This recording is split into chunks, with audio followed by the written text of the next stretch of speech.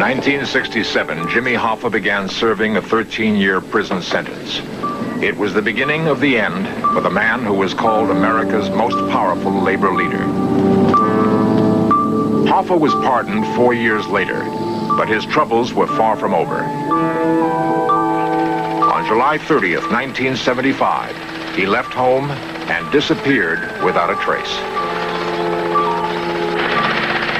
Was Jimmy Hoffa kidnapped or murdered? If so, why and by whom? Did he flee to a distant country? Why did Jimmy Hoffa disappear? Be firm, but return to work and wait for the government of the United States to be able to make the decision. Don't take the law in your own hands or you're going to hurt me. Don't do it, please. As president of the Teamsters Union, Jimmy Hoffa commanded a workforce larger than the United States Army. Hoffa was a leader gifted with great charisma, one of America's working class heroes. One day in 1975, Hoffa went to a meeting at a suburban Detroit restaurant. He has not been seen since. My father, James R. Hoffa, has been missing for some 32 hours. He left for an appointment at Max's Red Fox restaurant at approximately 1:30 p.m. Wednesday, July 30, 1975. He called home at approximately 2:15 p.m. We have not heard from him since. Down in this lot here. Acting on anonymous tips, local authorities searched the Detroit suburbs for a body.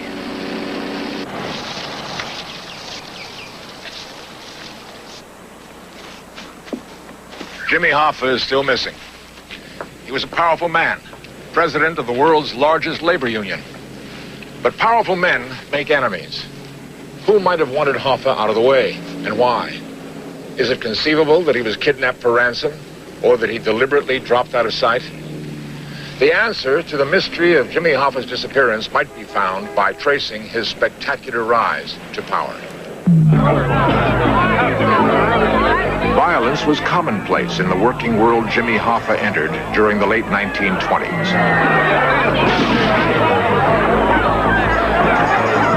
Police and strikebreakers battled fiercely with union workers as the labor movement gained momentum.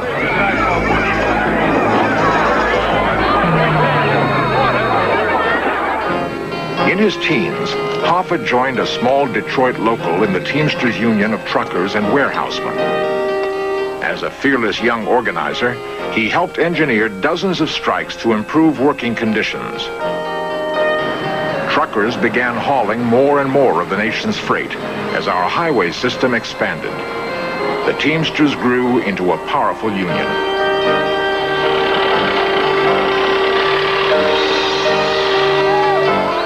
Hoffa moved quickly up the union executive ladder.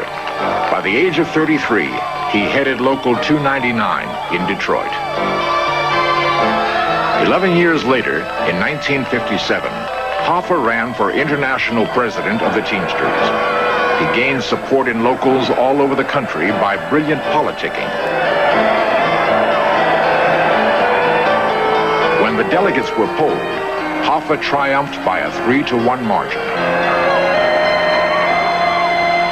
Pete Camerata is co-chairman of Teamsters for a Democratic Union. Well, when Hoffa spoke to the rank and file, he was always able to reach them. And even though Jimmy Hoffa was a little man, he had a certain amount of charisma about him. When you shook hands with Jimmy Hoffa, even though Hoffa was a little fella, 5'5" or something like that, you thought you were shaking hands with somebody much bigger. Hoffa was willing to get right down in the street with the brothers and win what they had to win. And that's what people loved him for. In 1967, the Master Freight Agreement gave Hoffa more power than any union leader before him. Now, truckers nationwide would be bound by the same contract. To many businessmen and politicians, this was a frightening prospect. What scared him is the fact that Jimmy Hoffa could say to 400,000 Teamsters or 450,000 Teamsters at the time to park the trucks, and they'd park them. If Teamster truckers carried most of America's food, fuel, and clothing to the marketplace, is it possible that Jimmy Hoffa had too much power? Pulitzer Prize-winning journalist Clark Mullenhoff.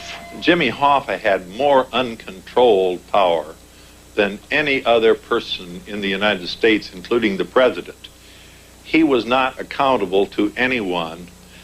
He controlled employers, he controlled politicians through his gifts of union funds and cash, or through his use of anti-labor charges against the political figures. He controlled everything that moved on a truck. Hoffa never used his power to shut down the nation's commerce. Publicly, he played the part of a labor statesman. We're asking for language dealing with safety of equipment. We're asking for wage increase. People who knew Hoffa said that privately, he was a hot-tempered and ruthless man. By the government. Well, from the first time I met Jimmy Hoffa throughout his whole life, he was a totally confident, cocky, banty rooster type of individual. He could be most ingratiating and pleasant, even boyish. Pleased I have friends. But he could turn around and snap his fingers and become a tyrant if he were crossed in any respect.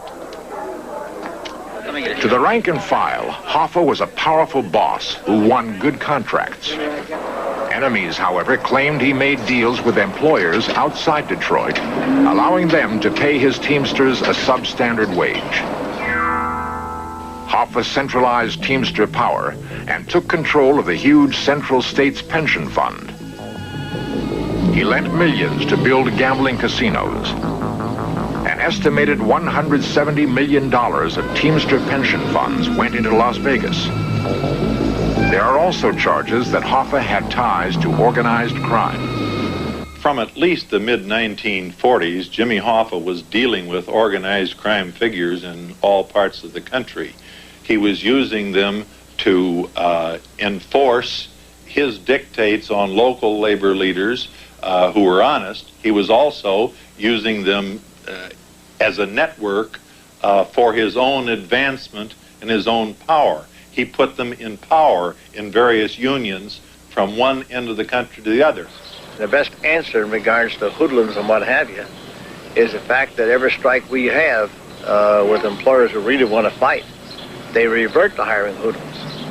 And unless we know who our enemy is, unless we're in a position to do something about it, you'll lose your strike.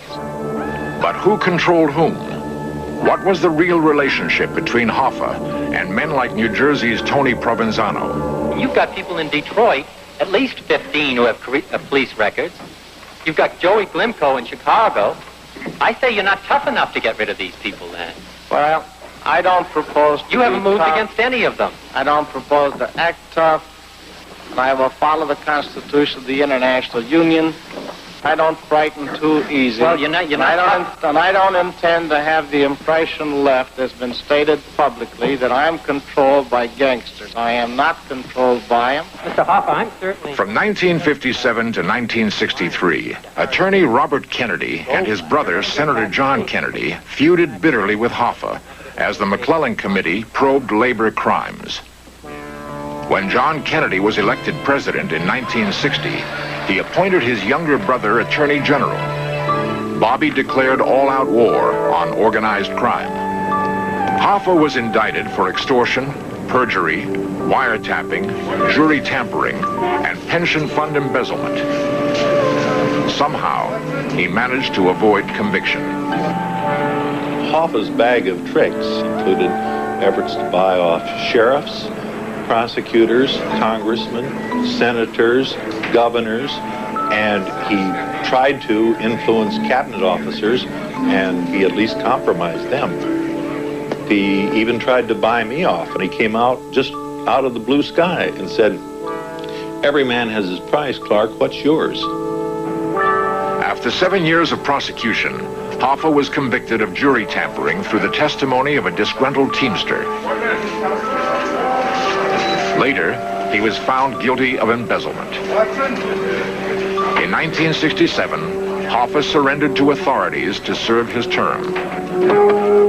The fateful series of events that would lead to Jimmy Hoffa's disappearance had begun.